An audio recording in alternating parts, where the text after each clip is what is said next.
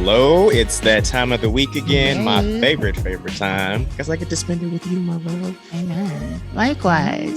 Okay. Yes, I love this yellow and the blue, and it's giving very kids' room. I was going for Michigan, but I love that too. It gives that, but it gives very like I'm having a baby. kids' room. Yeah. Okay. And it's like yellow and blue, and then my green. Anyways, what Anyway. up though, fam? How are y'all doing? It's your boy Wheeeeeew Perry, the wardrobe stylist, and as Ashton would say, the socialite, and half of this dynamic duo that sits before you. Yes, and I am Ashton, actor and activist, and this is the Perfectly Abnormal podcast where we celebrate everything abnormal because normal is very boring. As fuck. Yeah. So what's going on? How you feeling, baby? I'm feeling good. I'm feeling vibrant, as you can see. Yeah, I see. Feeling I well. love it. Oh, What's thank going you. on? How's Atlanta? Give me something. You haven't updated the people on how Atlanta is since you've been there. I think I have. Like I told, from the last time. Yes, I went to the fashion show, as I told you guys last week before. Really good. Really like up and coming artists. When I say artists, fashion designers. I think the production, they were kind of off. I guess I don't want to say that I'm bougie, but I am kind of bougie when it comes to certain fashion shows. Like I'm used to New York Fashion Week. I'm used to DC Fashion Week, where they actually rent out. I just have a certain caliber of like fashion shows that I'm used to, because I've ran fashion shows. I was the lead stylist of those. I've even worked at New York Fashion Week. So I know how they're supposed to be done in the production and how everything's supposed to happen. You better celebrate yourself. Just like, it kind of missed the mark a little bit. But here's the thing. Yeah. I think that it was a certain like a trial situation for them. So I'll still give them 5 stars out of 10. Yeah. So okay. So in this scheme of things, what would you have done differently? Like if this was your fashion show, like what would have been different in this situation? I think for one, it would have started on time. It was literally an hour and 25 minutes. Let me just get it right. Was it our 25 people? minutes late. It was our people. Okay. But that still doesn't matter. You need to be on time. No, I completely agree. Yeah, that was ridiculous. Yeah. It would have started on time. I think I would have gotten a better host. I think the host was very abrupt. He was very loud, kind of obnoxious on that kind of side. But he was a poet as well. So he kind of kept the crowd, with his poetry and things like that. He was doing, it almost felt like he was like at an open mic night type of situation. I felt like that's where he thought he was versus you actually hosting an actual show. But other than that, those are the two main things I probably would have changed. I probably would have had a little bit more. I would have more people in it. I would say that the models were great, and they had different variations of sizes and things like that. And it was like I said, I'll give it a 5. Okay. Well, do better, Atlanta. What's been going on with you though? Nothing at all. I am just maxing and relaxing and keeping my center. Speaking of center, I am very excited today because we have a very, very, very special guest, a very dear guest to me, wellness and transformational coach, Mark Morton. Hello. What's up, folks? I'm so excited to have you here. I think I'm more excited. Wait a minute. Although I'm fan crushing. I'm fan crushing. Let me calm down. Let me calm my spirit down just a little bit. Yeah. Yay. Well, listen, your family. I think you know everything but my booty hole. Yeah. And if you want to know that, she sends me the nudes, so I'll just send them to you. Don't you ever in your life send nothing that I send. You said you want to share it. You want to share it with the people. Now listen, if I needed him to give me an opinion, okay, I would. Don't do that, friend. Why not? Let them know everything. And I don't do that anymore. Remember, you missed out on your blessing. You missed out on your blessing. I didn't. It's not a blessing. It's not a blessing. Okay, listen. It's not a blessing. Well, I saw the episode, so I've been a part of that conversation. Woo. I'm a fan. I'm telling you, I know. I love it. Thank you. That was like episode 1 or 2. Yes. So listen. So we're going to get into your phenomenal story and learn some more about what it is that you do. But before we do that, to kind of loosen you up a bit. We have a game. Go ahead, Perry. Introduce it. So we have a game. It's called Song Association. Because you know why? Because we love music here. Huh? And that's not only why. Because Coach Mark Morton, is a bishop minister of song. Go ahead. Oh, really? I didn't know that. Baby. No. Got the albums and had the choir and stuff, didn't it? The whole ministry. Did y'all have long robes and everything? Yeah. Too? I was church. That was y'all came in and marched him. Yeah, he did all that. I came up under praise and worship, so we were past the robes, but it was close to it. The ladies' dresses were so long they looked like robes. Come on now, down to the ankles and past it. Listen, but you don't have to give us Grammy performance if you don't want to. This is just the lighthearted. I'm nervous. So we're gonna give you a word. I'm gonna give you a time, and you have to give us a song including that word. And sing a little verse of it to kind I have to sing it too? Yes, because we have to see why the word applies to that song. Yeah. Oh, wow. Okay. Yeah. I got to get in that zone because, okay. Okay. All right. We're going to give you a second. We're going to give you a second to get yourself. Go ahead and warm up. Go. This is going to be a hot mess. No, it's not. It's going to be It's going to be fun. great. Don't worry. Okay. It's going to be good. Yeah. It's going to be amazing. We have 30 seconds on the clock, and your first word is night. Can't sleep at night, wondering why. Maybe God is trying to tell you something. That's that Color Purple. Yes, good job. God. Here we Color go. Here y'all go with this Color Purple again. I'm sorry. What culture are you in?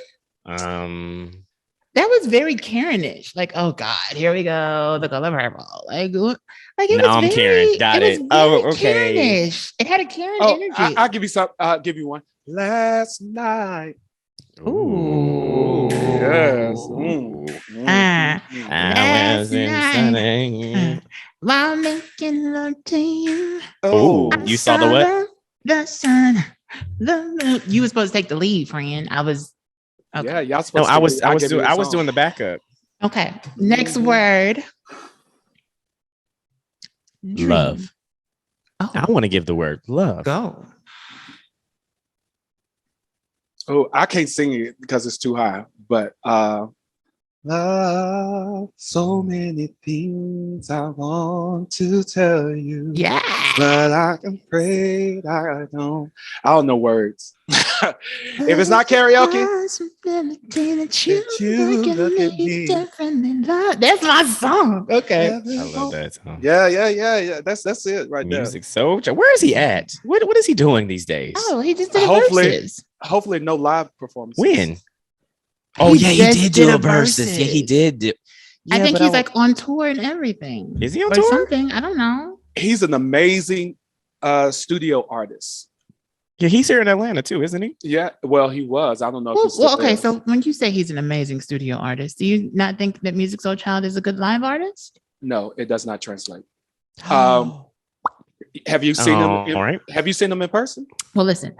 The verses was very interesting. There were a lot of critics. So did he grab his throat, reach for the high notes like he couldn't, like he had something going on? That's his classic. He did a lot of runs. You know, when it's a little tough, people kind of put a lot of runs in every line. Yeah. Mm-hmm. Yeah. So yeah, he that was it. Yeah, because he can hit those notes in the studio, but in live performances, he can't. So it's always like, you know how singers do, you know, to make that face when they try to hit that note and it's just something, and then they try to roll over it into it. Mariah Carey. Oh, yeah.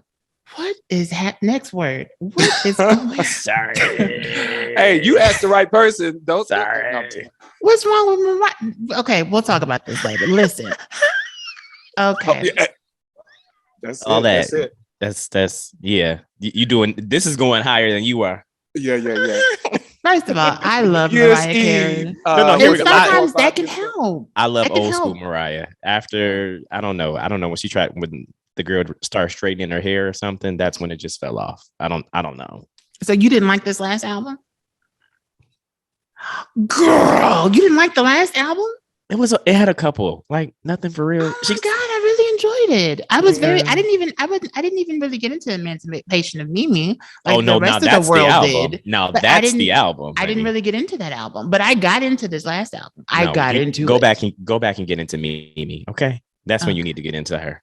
We'll think about it. We'll think about it. Next word. Next word. 30 seconds on the clock. Dream.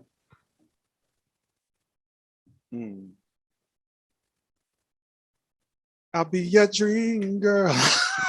Wow. That worked. It worked though. I'm so proud of you. That worked. That's the only thing. Usually this is a natural talent. I will do this. Everyone knows me for just coming up with a song. For some reason I can't tonight. It's okay. It's because you're on the spot. Right. It's just natural, it just have to be in my element. Yeah, I get it. One more word and then we're done. You taking it. You doing it. Okay.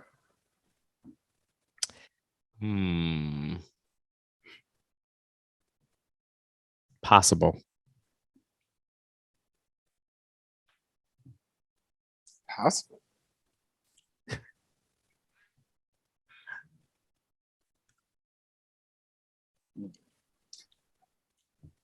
$15 seconds.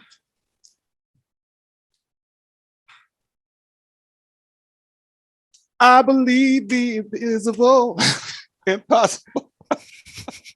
The sky is the limit. Yeah, it works. We'll give it to you. We'll give it to you. It has we'll possible. Give it to you. Yeah, he said it. That's a horrible. No, scratch this part. That was horrible. You did good. No, it was really fun. All right. I thought of the words. It was awesome and amazing. Now, listen, how are you? How are you today? What's going on in your world? I'm doing amazing. Life is good. I am living out purpose and things are coming to fruition that I've been manifesting and putting the work in to see. And so I can't be doing any better than what's happening today. Nice. Nice. So you are a life coach. Yeah. Okay. Wellness and transformational coach at that. Wellness and transformational coach. Okay, now we got to unpack this, right? So because when I first looked into therapy, that's when I came across life coaching, and you actually helped me to realize the difference between the two. Do you mind sharing like what the difference is? Like break that down. What's the difference between me going and laying on a couch with a therapist and coming and seeing you as a life coach or wellness and transformation? Yeah, I mean, it falls under the same thing. It's just my niche is wellness and transformation. But when you think about therapy, therapy are for those that feel stuck. Literally, if they had a trauma that's keeping them from moving forward, their past or something that's even currently that they can't get past, then you need to see a therapist. If what you're going through is not holding you back, but you can shape your future, then you need a coach.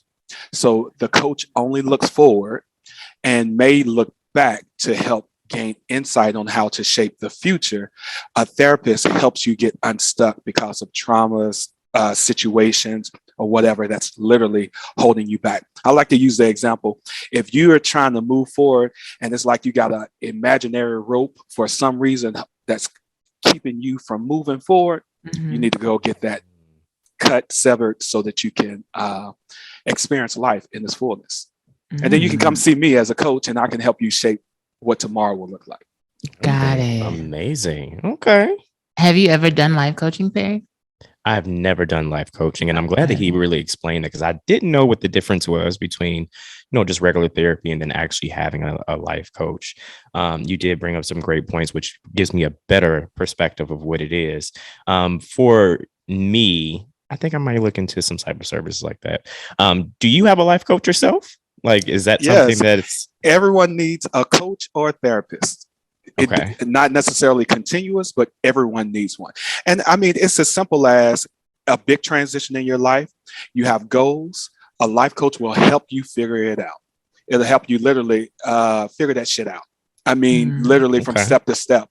And sometimes if you need a therapist, sometimes we got issues as Black people, even coming from the pandemic, there's a lot of things that have been exacerbated because of the pandemic.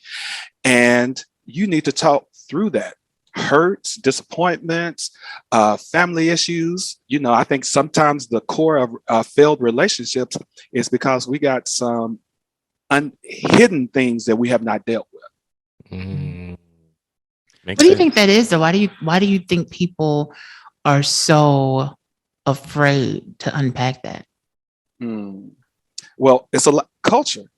I mean, you probably have heard this. What goes on in the house stays in the house. We don't talk about it, so we'll cover it up. And so therapy and coaching is an opportunity to talk about stuff that you've been told you can't talk about that over here. Don't talk about that. You better not tell. Don't say that. Yeah. And so now people are realizing, hey, I need to work through some things. It's okay. It's not taboo. God is not going to strike me down for going and seeing somebody to help me figure this out. Wow. So let me ask you this, right? I have wanted this to happen for a minute now since we really even started the show, because you've been such a force in my life. And whenever I get something good, I always want to share it with everybody. Wait a minute, hold on just a second. Let me unpack that just a second. I'm helping somebody. Wow.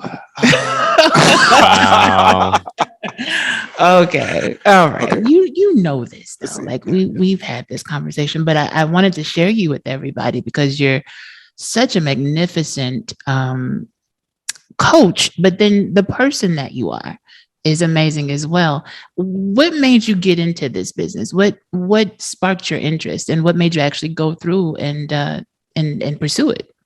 All right. So Oprah Winfrey has this book called The Path Made Clear. And in this book, she outlines and says that everything that we experience in life, good, bad, and indifferent, puts us on the path to our purpose and destiny. So I realized at a very young age that I had this gift of wisdom, even from a young person. And then I was that person that all my friends came to for advice. I'm giving advice and so forth. Bring it up a few years ago, maybe 4 years ago, I decided to use this in a different way. I've been coaching in education for about 20 years now. And I decided I needed to fulfill a purpose. And I thought life coaching. I started hearing about it. I honestly really didn't know what it was at the time. And so for a year and a half, I went through training to become a coach. I had to go through mentor coaching. I had to do all this training. And in the process, I had to be coached as well as I was learning the tools to help other people. So for a year and a half, I literally went through coaching where someone was helping me figure out a whole lot of shit. I didn't know how bad I was until I went through it.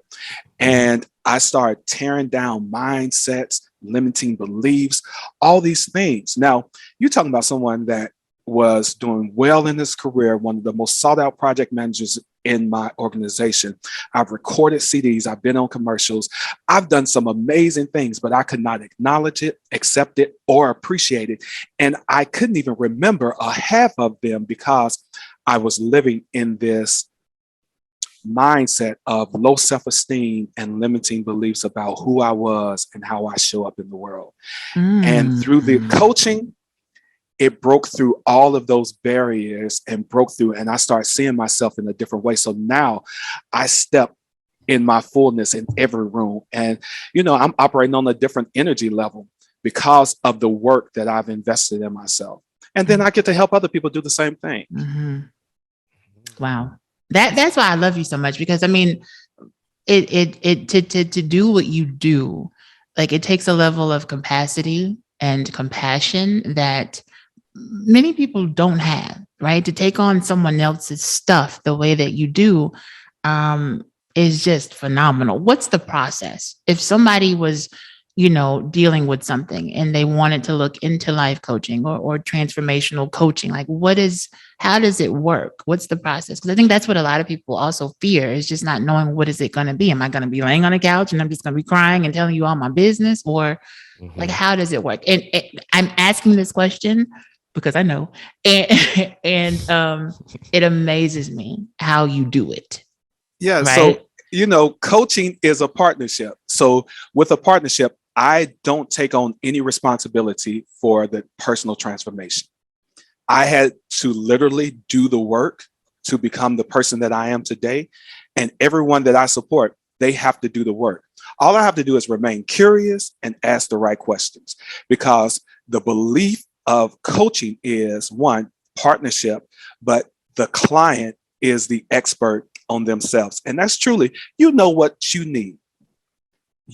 I need to help you discover that and find the core of who you are. We come from a long lineage of survivors and greatness.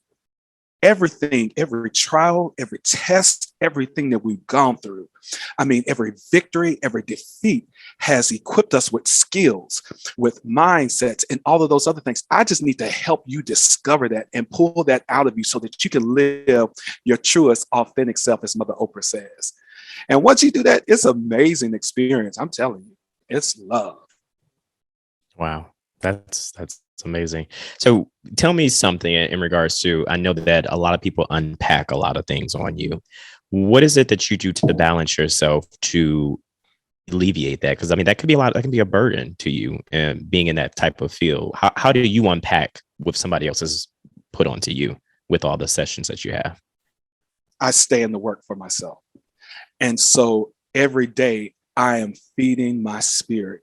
So one of the things, the biggest transformation happened to me with affirmations. And the first affirmation that I began to speak over myself, I still speak it to this day. It says, our deepest fear is not that we are inadequate, but our deepest fear is that we are powerful beyond measure. It is our light, not our darkness, that most frightens us. We ask ourselves, who am I to be brilliant, gorgeous, talented, and fabulous? Actually, who are you not to be? You are a child of your creator. Your playing small does not serve the world. There is nothing enlightened about you shrinking so that others won't feel insecure around you. We were born to make manifest the glory of our creator that's within us. It's not just in some of us, it's in all of us. And as we let our own light shine, we unconsciously give permission for others to do the same. As we are liberated from our own fears, our presence liberates others. Those affirmations cause you to start shifting the way you believe about yourself. So as you speak it, initially it's just blank words, but as you speak it, it becomes an echo chamber that goes back into your ears and gets into your spirit. And then when you begin to operate in that and you begin to know, I'm telling you, literally, there are situations in my life that will come up and I say, my playing small does not serve the world. And from that, contracts have came. I mean, my business is now at a point where it's exploding, I would say. And I went from, I don't want to be a business owner. I want to go to work, because I want that check to show up every 2 weeks. But when I dealt with the mindset, then my whole belief pattern shifted.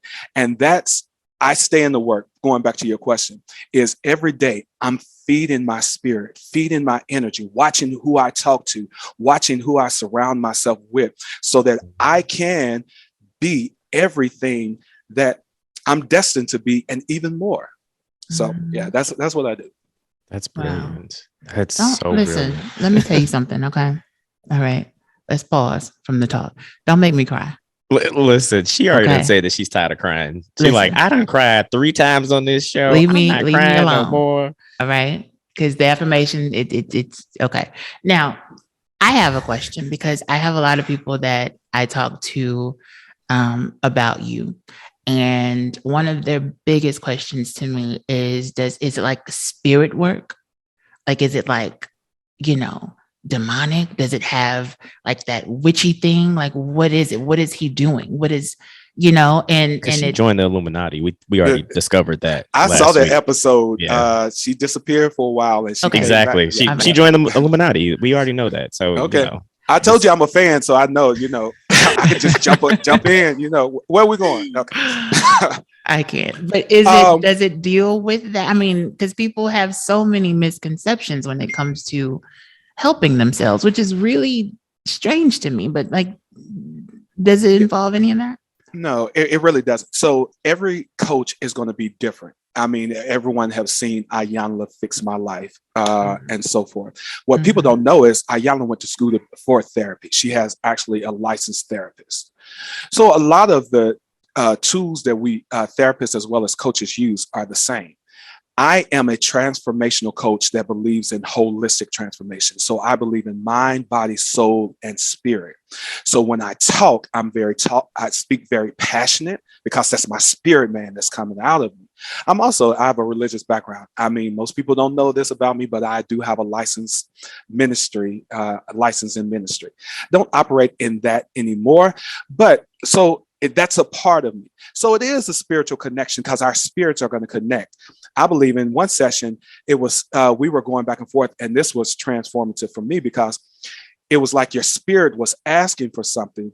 And I think I just kept giving affirmations. I would hear something and I would give you an affirmation because we were connected on that level.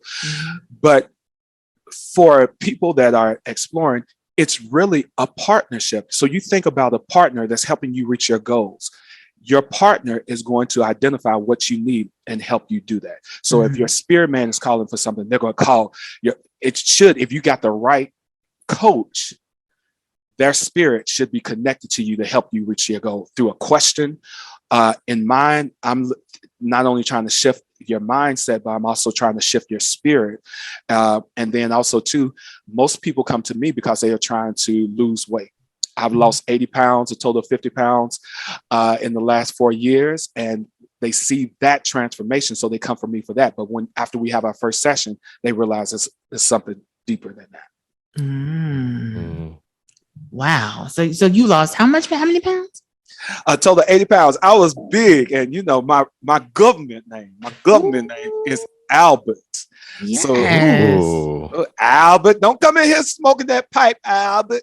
So I hated it because everyone wait. Pause. Where is that move? Where is that line from, Perry? Wait. What did he say? He said Albert. Go ahead. Repeat the line. Don't come in here smoking that stinky pipe, Albert. What movie, Perry? It should be right there. Yeah. He's off the list. One. He's off the list. Oh, okay. Yeah. When you do right by me, everything that you know, you did that on purpose, Ashton. Because I don't watch. I would never. No. I just wanted to see, you know what I mean? But you knew when he said that where it came from, right? So I just you don't watch The Color Purple, baby. Never seen it. We've had this conversation never here on the listen. Never seen the opening credits, the closing credits, the box. Never seen it. Never. I'm not a fan. It's a classic. There's so much that's good. I mean, the one-liners in that. Listen. That carry you throughout all of life. I mean, eternity. Listen, I get it. I said I'll watch the remake. We're gonna fix it. I'll watch the remake because right now it's just not a thing for me. You know, it's just not a thing. You just lost 1 point. You just lost 1 point in my fan. Oh my God. You need to find yourself. Ashton, you set me up on purpose. I thought we were a team. I'm gonna give you his information so you can get life coaching transformed to find yourself. No, he lives in Atlanta, so we can have a movie night. We can have a full movie night. And y'all better not without me. Sorry. Now what? Anyway, listen. So in 2022, we have experienced a lot, right? At this point, as a country, as a world, as a community, as a culture, whatever you want to call it. That's what we've done. With people dealing with anxiety, do you have a word for them to combat that anxiety, or what's some things or some tools that people can have to get out of that space of anxiousness? So here's the formula for success, and then I'm going to take back to that suggestion. The formula for success is learn, be, do. Learning is awareness. So what bothers me? What's good? What's bad? What's those things that are contributing to my anxiety? So all the learning that can take place in that. The being is, who do I want to be? And then do is the action. So anyone that is experiencing anxiety, I would first say, explore what's the root of the anxiety. Because if you don't know what the root is, then you can't address it.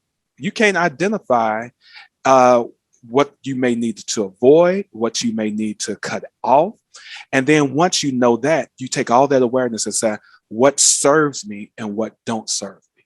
Like, for example, I was CNN 24/7. I mean, I would be driving, pull it up on my phone. I was in it. And it was creating this energy in me that was toxic. I was upset. I was just angry because all the foolishness that was going on. And when I let it go, it was a level of peace and tranquility that entered in my life because I was no longer feeding my spirit with that. So find out what's the root of that anxiety and then look at making small increments to remove those things. And you'll probably start seeing yourself not be as big. And then also too is, who do you want to be, and start shaping that. Like, for example, there's some things that is not anxiety, it's fear. And sometimes fear is designed to protect us. If a lion comes up in front of you, that's not anxiety, that's fear. I need to get out of it. But however, there are certain things, social anxiety and so forth like that, then you need to understand what's the root of it and then say, okay, is it something that I can eliminate or something that I can manage? That's deep, man. Listen, it's not that deep. Listen, I'm sitting here just in awe. Like, no, it is deep because let me tell you, we get so caught up in the conundrum of life, right? We get so caught up in just trying to survive to the next day. So a lot of times we don't remember to even think that way. We don't think that we have a certain power. We don't think that because we don't, we unfortunately, we weren't really trained that way. Get a job, shut up, don't cause a lot of attention, don't be problematic, put your head down, make your money, pay your bills, and die. Like that's it. Like that's what we're trained to have. That power is not, it's not a commonality, unfortunately, for us. We don't get that privilege. And so to hear it and to be reminded of it, it's like, it's deep because it's like, damn, I knew, I've been feeling that, but I didn't know I had permission to actually encompass it and wear it proudly and unapologetically.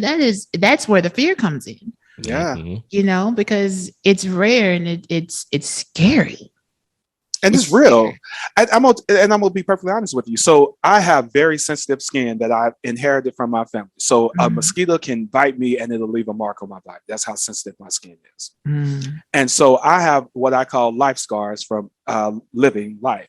And so I would not wear shorts because I had anxiety around what my legs look like because of all the scars, my life scars. That's real. I mean, for most of my adult life. And I can't change it, you know, because of this beautiful black skin that we carry. Our body doesn't heal in certain ways.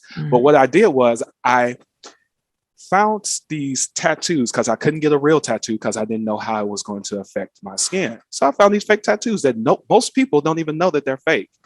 I was at the beach in Miami with these fake tattoos that everybody was like, "Ooh, that's hot." I mean, tribal and everything like that. Yeah. But wait, how did you get in the pool? So in the water. Yeah. Listen, these tattoos you can order from Amazon. I'm not. Oh Lord. Listen, come on. You mean to tell me the tattoos I see on your Instagram are not real? Yeah, and I changed them up. You didn't notice they different every time? They look so real. They're real. I'm telling you, I was in Miami with my old bikinis on, showing off this body that I work in the gym with my fake tattoos. And I don't have anxiety about it. And I don't care what people looking at, because either they're looking at all this sexiness or they're looking at the art that I have on my body. Yes. So I no longer have anxiety. So what I said that to say is, if you can't change it, then you look for a way to adapt so that it's no longer an issue for you. No one else knew it. Most of the anxiety, most of the feelings that we have is dealing with us, dealing with the mindsets that we have in our own self. That's why I trip about people talking about my haters. Ain't nobody studying you. They don't care nothing about you. Most of what you're feeling is coming from you. So tune down the noise in your own mind. And the way I had to do it was back to affirmations. I had to keep increasing that vibration so that the negativity decreased. So now it's a faint. It's still there, but it's faint. I don't hear it. Do you see why I love him? Thank you so much for that, because that was good. But when it comes to, say, for instance, creative souls like myself and Perry and survival, right? Because one of the things that you brought up to me in one of our sessions that I'll share is that I jump into survival mode really, really quickly. Like when things are intense or when circumstances are threatening, I jump into survival mode. And sometimes that survival mode can look like going back to the thing that you prayed to get out of. So how do creatives, right? Like what advice would you give a creative person that's watching right now who wants to sing or who wants to act or who wants to be a stylist or even a life coach? Like what information, what would you give as advice on how to not get in your way and not allow that survival instinct to be of detriment? Don't do it, Miss Sealy. Don't trade places with me. No. Okay, just gang up on Perry night, I guess. No, That's it's fine. Color Purple. I mean, I've told you they all have one-liners. Okay. It's so good. Creatives, people that operate and have gifts of service often are emotional beings. And because their passion, their artistry is demonstrated in passion. So they're emotional. Now, I don't know what side of the brain it is, but it's the side of the brain. However, what you have to do in every individual, there is a survivor instinct. We get it from, we go back to our ancestors. We know how to survive. And there's nothing wrong with surviving. Let's first take the stigma out of surviving. However, everything has to be weighed in balance. And so if your survival is weighed out with all the options, and at the moment you make the decision, you have put all the cards on the table and you said the only option that I have is to survive, then survive on. And feel comfortable on that decision, knowing that this is a moment, a season in time. What most people do is they get stuck in the moment. They say, I'm surviving, and this is the end all to my situation. Because sometimes you can't see the light out there. I mean, it's not visible. You want to believe in it, but sometimes shit gets so shitty. It does. Right? That you can't see that. So when you are reminded that it's temporary, it bounces off. Like you get it, and you understand the theory, but it's hard sometimes to see the end. So what do you say to someone like that? It's kind of difficult to see the light. Yeah. Everyone goes through a situation where it's difficult. And that's where you have to increase the vibration of the hopes and dreams. So, when I talk about affirmations, one of the affirmations that I created says, I am a transformer. I'm transforming my mind. I'm transforming my body. I'm transforming my soul and spirit. The person that I am today is not the person that I will be tomorrow, next week, or next year. The work that I'm investing in myself, it's hard. It's challenging. It's stretching me, but it is rewarding.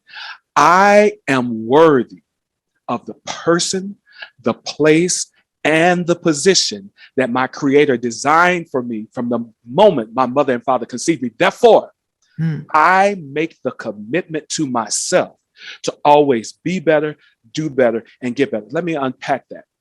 It's the acknowledgement that who I am today, good, bad, and indifferent, is not the person that I will be tomorrow. And that I am constantly in a place of transformation. And the work that's happening, even though it looks like hell, it looks like disaster, nothing seems to be opening. If I keep the hope that something is going to happen, that dream, that tomorrow is going to be better, that it's challenging, it's stretching me, but the stretch is rewarding. No one that has done anything of substantial that matters didn't get there without going through some struggle, without going through a time where they wanted to give up. What the hell is this? Why am I even trying to do this? And it's the person. See, ordinary, it doesn't take any energy to be ordinary. It doesn't take any stress to be who you are today. But to do something beyond yourself, to look beyond what's currently in front of you and say that I have hopes and dreams because there's something, greatness is calling me.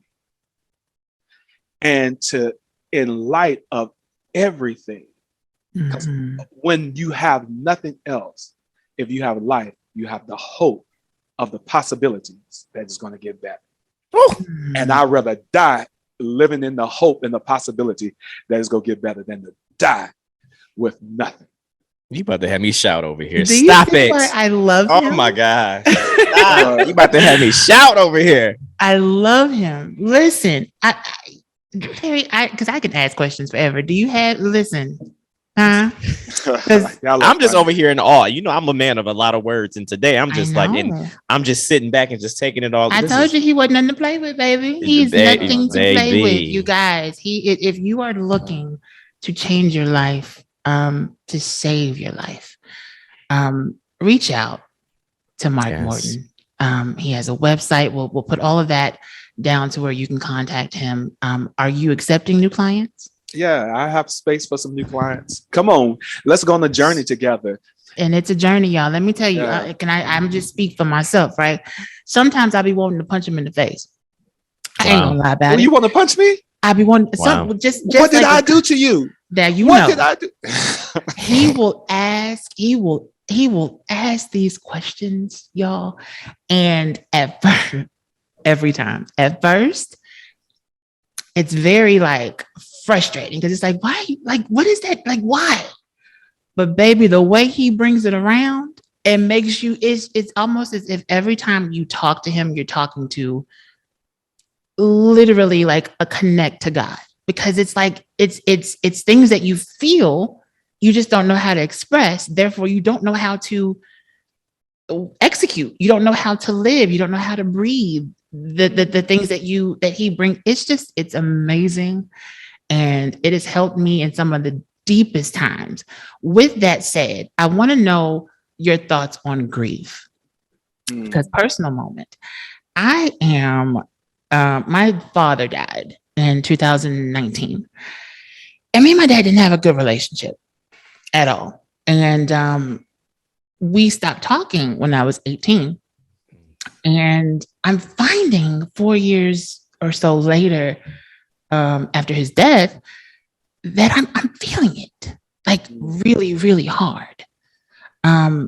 What are your thoughts on that? Is there a time frame? Is this normal? Because I'm pretty sure there are a lot of people who are dealing with the loss of someone, or maybe it's coming, maybe someone's ill. We're in this pandemic, and what's your thoughts on grief? So my first question is, what's the core of your grief? Where is that? And so see that question he just asked? See that question? Yeah, I want to know. And that's part of coaching is remain curious, because grief for everyone is going to be different. What I would say is allow yourself. Most people tell you don't feel the emotions. I said feel the emotions. Don't linger in the emotions. Take the awareness of the emotion. Pause. Because that was something. Say that again. That what you just said. Feel the emotions, but don't linger in the emotions.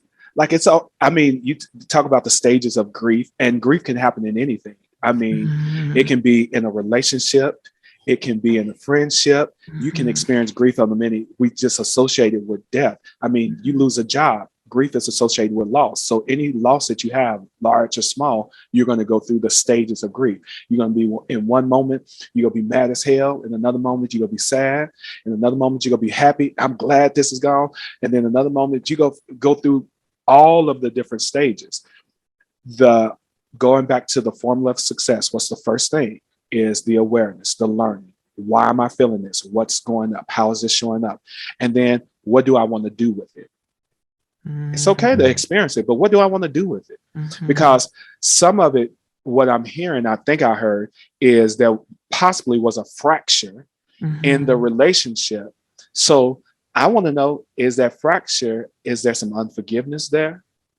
Is there some resentment there? Is there some other things that's bedded behind why these thoughts, and I can't let it go? So one of the exercises that I take people through in mindfulness is, first, of course, is the meditation, but forgiveness. And every day you just sit there and you say, I forgive this, whatever comes to your mind. And it's just going to sound like blank words initially. And then there's going to be sometimes where it's going to hit you. Tears going to be rolling and all that other stuff. And you stay right there every day. You keep hitting it until you wake up and the sting of that is no longer there. And because forgiveness shows up in your body as it relates to your health, it shows up in your relationship, it shows up in so many different areas. Give you a prime example, Monique. Everyone knows the situation, whatever side that you own. But at the core of why we're still talking about it 10 years from the initial incidents is unforgiveness. And who is that unforgiveness serving? And who is it holding back? All of these people that so-called have done wrong are living their best life. And who's still talking about it? Forgiveness has nothing to do with the other person. It has everything to do with you and that energy. So I tell anyone, when you're dealing with any type of emotion, and you lose somebody, I thought I found the one. I mean, our energies connected and everything like that. And they were gone. It was like, and no explanation. So I had to go through the emotions. I'm singing love songs. I can't find the right song. I mean, that shit hurt. But I kept showing up and putting in the work, kept curious. And then one day it was no longer there. Until I realized that Joker blocked me on Instagram. I said, what? We had wait, were you stalking him? No, we had just talked. You see the things that pop up across the line and everything, and everything. And then all of a sudden I realized I hadn't seen anything because they're Instagram, famous and all that other stuff. That's how they want to operate. However, I didn't see anything. So I just looked, and we had literally talked that week on the phone. Not on the phone, but through text. And I found out that Joker blocked me. I was like, okay, my feelings. Yeah, them blocks be kind of hurting sometimes. Just hurt. But you know what? Actually, them blocks be necessary though sometimes. Really? You think so? He's speaking from personal experience. Not for me. Not for me. Don't do that to me. Block. I'm like Precious. I do my work. I don't bother nobody. Shit. But I had to deal with that. And now today, there's nothing. I don't even care. I mean, and so you're going to go through those emotions. Those are real. That's part of life. But what you do is you keep investing in yourself, and then all of that will pass away. So you have to find out what is the core of it. And then sometimes you have to accept the universe is trying to protect you. That's true. You're so good at what you do. Just even hearing you now, what are some of the challenges about coaching for you? Like, what are some of those things that just like, I need to get better at this in order for me to be better for the people that I coach? I'm still shallow. I'm too shallow in my coaching. Really? Are you asking these deep questions? Wait. I'm sorry. Please unpack I need you to unpack that. Yes, please. A very trained coach will be able to go deeper. And what we call it is the deeper agenda. So it's like what you're saying. I hear what you're saying. I'm asking the questions, but I can go deeper behind even the question, even what you're saying, and find the core of it. And right now I'm still developing that skill to go deeper. I'm not there yet. They're saying fake it till you make it. You fake really well. Because I would be terrified if we went deeper into my issues that we just what do you mean? Like you're it's not faking. It's just, it's a trained skill. Literally, this is a skill. Like part of coaching is the first thing that they train you is how to listen. And this is amazing. I'm actually going to workshop on Friday with a group, emotional intelligence. So there's 3 stages of listening. Level 1 is when you're listening so that you can respond. So while the person is talking, you're formulating in your mind how you're going to respond to that. That's how most people listen. Level 2 is I'm listening empathetically, so intense to what you're saying, is that I'm blocking out all of my mental energy and giving space to hear what you're saying. And I know that because I could almost restate what you said. Level 3 is when I'm transcending. So I'm literally stepping out and watching a conversation in a third person on the other side of the room go back and forth. And that's listening with such intensity that you are literally transcended outside of the conversation and you're observing it from a third person. Wow. Damn it. Yeah, listen. Is that also the key? I mean, I'm done with the questions after this from my point. But is that also the key in relationships, romantic relationships, is that people just don't listen to each other in that way? And how do you cultivate that skill? Because I don't do it.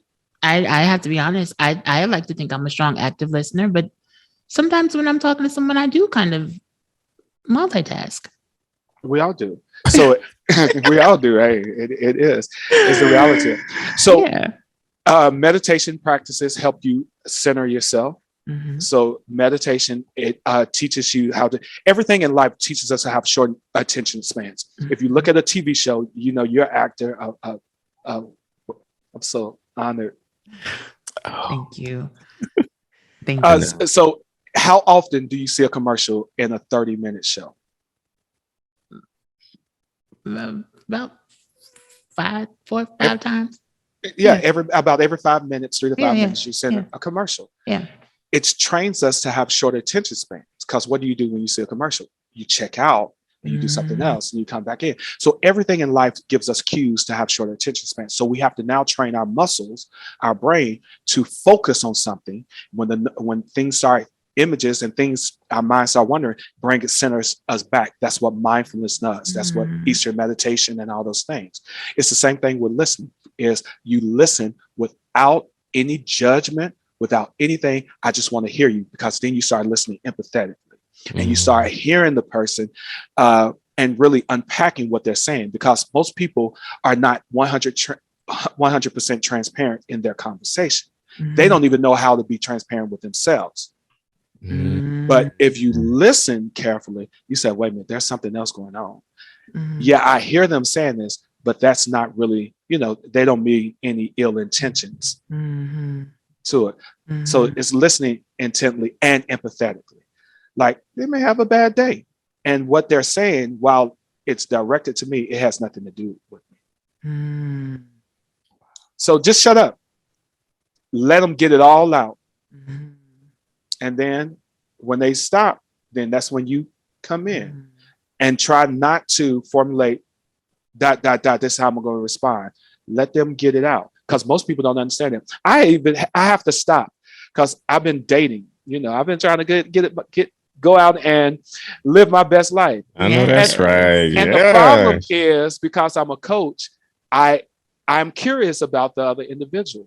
What that translates in the dating is, I'm sitting here really genuinely, intently listening to the person, asking them questions and so forth.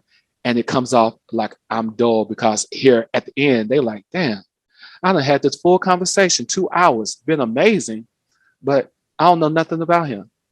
Because you were the one that were just listening.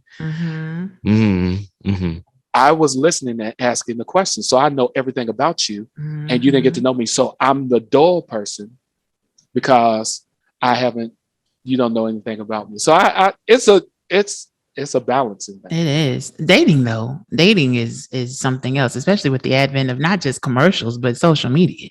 Like, it's something, right? And that's a skill that you have to try to maintain and acquire too, having that balance. Listen, I love you endlessly, and I thank you for all of the times that you've talked me off of all of the ledges that I've stood on. And what are you? You're a creator. So yeah, you're gonna always have legends. Yeah.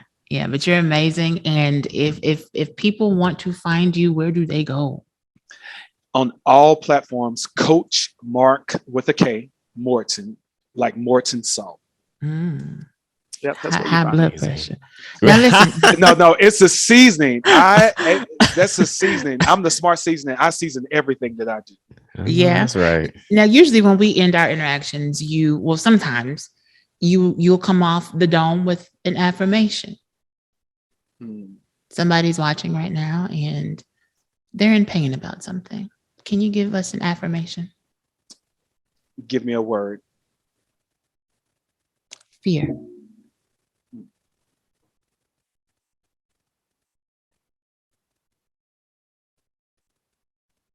Fear does not drive me, but fear is my protection. So I embrace fear because it's teaching me to be my authentic self. And what I learned from fear is how to walk forward and accept the greatness of who I am. For the greatness of who I am is not dictated or determined by the opinions and beliefs of others. So I walk boldly in the acknowledgement of every lesson, every tool, every defeat, and every victory that I've gone through.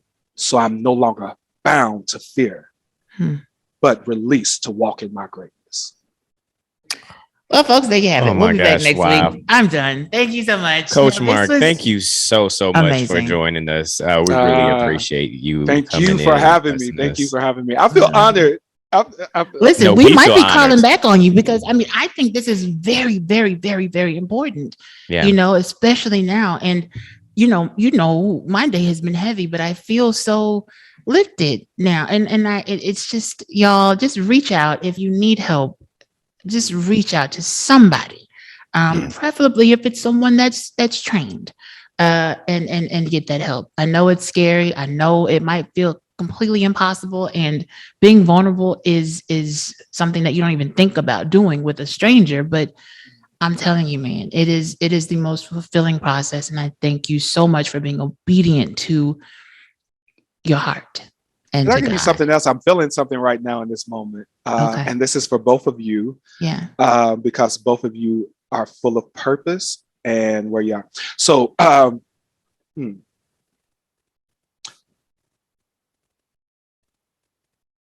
linger in the balance of what was and the balance of what is to come. And so while I manage this balance, I stand in truth. The truth of everything that I'm called and destined to be. This balance that I hang in between does not defeat me, does not destroy me, but it drives me to greatness. Yeah, both of you are at pivotal places in your life where purpose is calling. But you have this balance of the past and where you're coming from. And you feel like you're hanging in the balance. This balance is not going to destroy you. Mm-hmm. Take every lesson in this balance. It's going to serve you well in your purpose and destiny. You see, Coach Mark, it'll feel like you just took me by my ponytail and dragged me like this. Don't do that again, please. Your spirit is calling me. Don't do that again. Here, I follow you, and so I told you I'm a fan. My God. But at that moment, I just felt something in my spirit, and that's what it was. It's this balance that y'all are lingering in the middle of. You hit it right on the head with that. Oh my gosh. All the time. I love you so much. Thank you. Y'all got it. Thank you for allowing me to be here with you today. Thank you so much. You guys, thank you so much for watching. We can't wait until next week. Perry, I love you so much. I love you. I love you with all my heart. Yay. Peace, y'all. Peace, y'all.